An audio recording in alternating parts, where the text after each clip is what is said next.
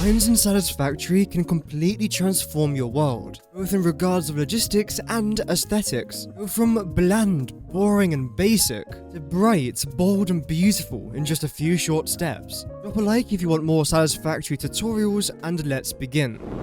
First, let's understand the basics, and of course it all begins with the awesome shop. Navigate your way to your awesome shop, which can be placed down as many times as you wish if you really want to, and then make sure you go over to organization. When you've got to organization, scroll down a little bit until you actually get to the sign category.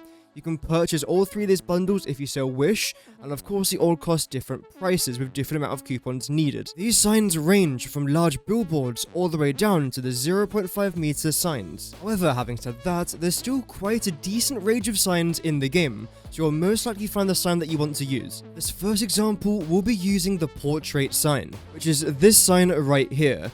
And now that you've placed it down, you think, well, this doesn't necessarily look that great, and you really want to have a sign that shows 500 wire being transported, let's say along a conveyor belt or from one factory into another factory. So preferably you want a wire image up there with a 500 text down there as well. So let's get on to doing that. Firstly, let's select the colors, and of course you can make the color whichever color you fancy. Personally, I want to try and make this part here grey. So let's do something a little bit like that. And then the two background colors, I want to try and make preferably a slightly darker grey preferably. And then for this one, again, a slightly darker grey.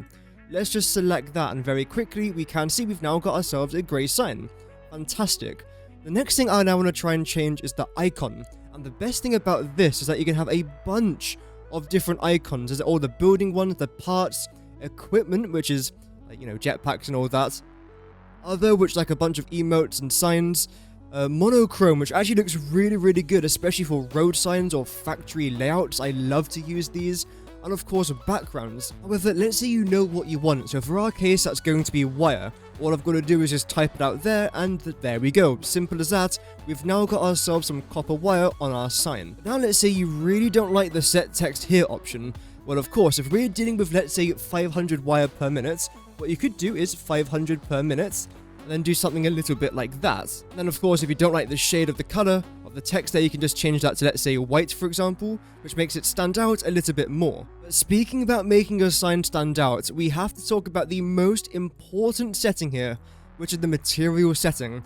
And this is essentially what makes a sign go from that to this.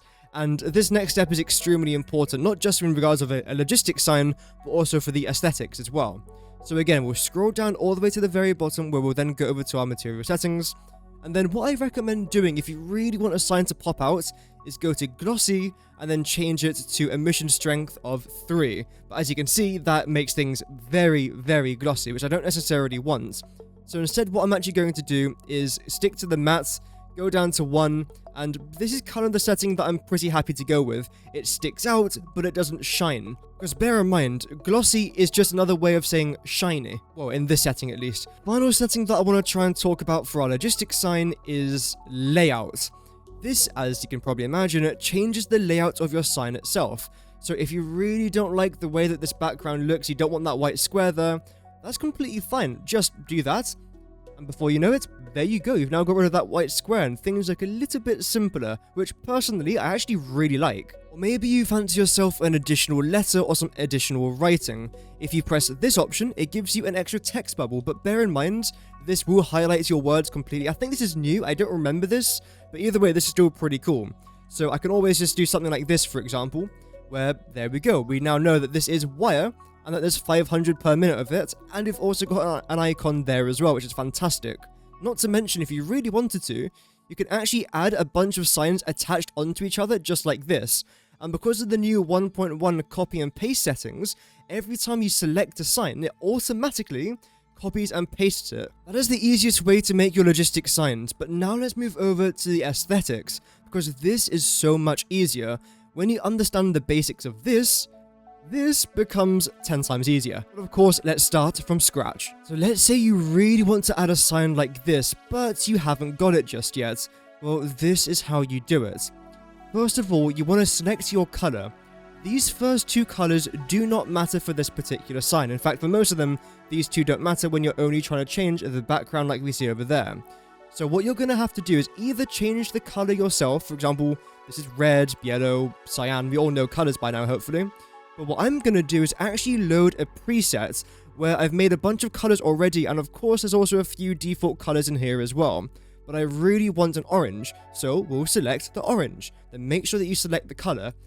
But we don't like this. We've still got the picture there, we've still got that little square. We really don't want this. So what we're then going to try and do is go to our layouts. We're going to scroll all the way down here to where we can only see the text. And to be fair, that's actually very hard to read. But scroll down to the one that just shows the text. Then get rid of the text. Done. Right? But actually no, it's still a bit different. Well, we have to do one more step to make it look that shiny and that glossy. That's right, it's to actually make it glossy, and, most importantly, the emission strength set to 3. Literally, that is it. In the space of just a few seconds, you've turned a very bland, boring, and basic sign into something which I think looks rather beautiful. But how does this necessarily apply to your actual factory itself, since, in the end of the day, this is just a sign. Well, it can be a lot more than just a sign. For example, in this port that I'm currently trying to build, and yes, I realize it's a port without a ship, that will soon come hopefully, I've added in some of these lights into the actual crane itself. So rather than it just being a bit of white and concrete, it's now white concrete with a beautiful light in the middle of it, which instantly transformed the crane into looking like something that's a bit crap to something that's a bit less crap. I mean, it's my very first attempt at ever building a crane, but I think you get the idea. Additionally, I've also added in all these lights along the pier itself with some actual main lights themselves underneath here. So I think that these signs do a fantastic job. I've also added in like these very weird traffic lights, where again we've added in some green signs. Everything here that you see pretty much uses signs for something. And again, of course, when it comes to the main intersections, we've got more signs. I use signs a lot, and that's because I love them. They might lag your world a little bit, but for the most part at least, I think they are worth it. And there's tons you can do with them. For example, here I've used the 4 meter long signs, here I've used the 1 meter by 1 meter, and then here I've used the 2 meter by 2 meter. Signs are good for everything, not just their actual intended purpose, which of course is for logistic reasons. And of course, the tutorial that we've seen today can be used in all of the signs currently available in the game, to make them either look extremely shiny or logistically helpful. Now, just because I've used the portrait as an example, doesn't mean that you can't have this illuminating light for all of the other signs possible in the game. So again, if you would like to use a different sign that I didn't show in today's video, then don't worry, because as you can see, all of that and more is possible. Of course, you can place down signs on the ground just like that. You can also place signs on the wall, and if you hold down the control button, you can actually place down signs on the roof just like that. So without control, this is what it's going to end up looking like. With control, it snaps to the very top, which I think honestly ends up looking really, really good. This makes simple patterns like this very easy to do. But regardless, that's it for today. Thank you very much for watching. Subscribe if you guys enjoyed, and I'll see you in the next video. Goodbye.